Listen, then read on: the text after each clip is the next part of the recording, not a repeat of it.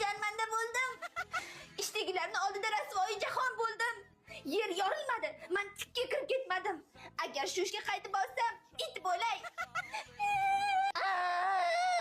O'lgim kelyapti. Ha, tinchlikmi? Kelgandan odamni xursand qilasan.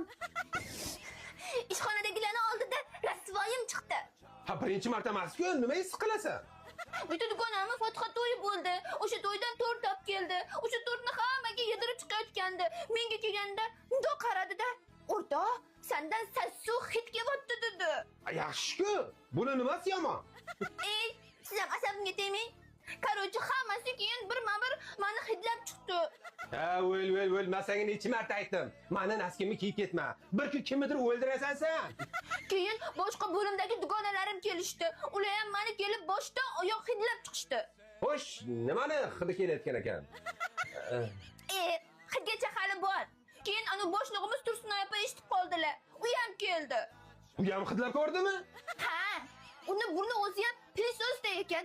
Bitta chuqur tortganda shu basharasi bilan orqaga ketdi-da. Va nihoyat 20 yil berishadi. Nima? Ha, yo o'zim. Davom et. Nima bo'ldi? U ham mayli. Undan keyin hidlagan 32 ta odam hushidan ketdi-da. Balkim tirikdir. Sen kimsan o'zi? Qayersansiz bunchalik odam o'ldiradigan? Og'zim. Men bilgandim. Men sezgandim. Chunki seni uchratgan kunimizdan boshlab sendan tappani hidi kelardi. Lekin hech qachon hidlashga jur'at qila olmaganman. Siz ham mana shunaqa qo'llavering. Yashagim kelayapti. Bir xunuk yig'laydi. Ayta olmayman-da. Bo'ldi xotin, hazırlashdim-da endi xotin. Unchalik yomon emas-ku. Chidasa bo'ladi-ku. Dugonalarim aytishi bo'yicha yaqin orada shunaqa bo'lishni boshlaganmish. Xotin, mana menga keraksan, tushunyapsanmi? Bor hid-piding bilan yaxshi ko'raman seni. Ular aytaveradi. Ular seni borku ko'ra olmagan. Ke, bitta hidlab ko'rayman. Men senga atletda dodasini aytaman. Aniqni aytaman. Ke, bitta hidlay. Yo'q, hidlanmaysiz. Jonzot, eriyman-ku.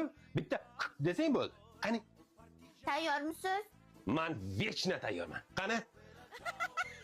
Ehtiyot bo'ling-da.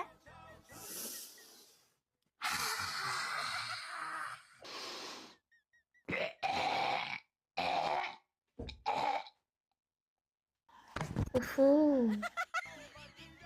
34-odam. Xotin, menimcha sen yaqinda o'lasan.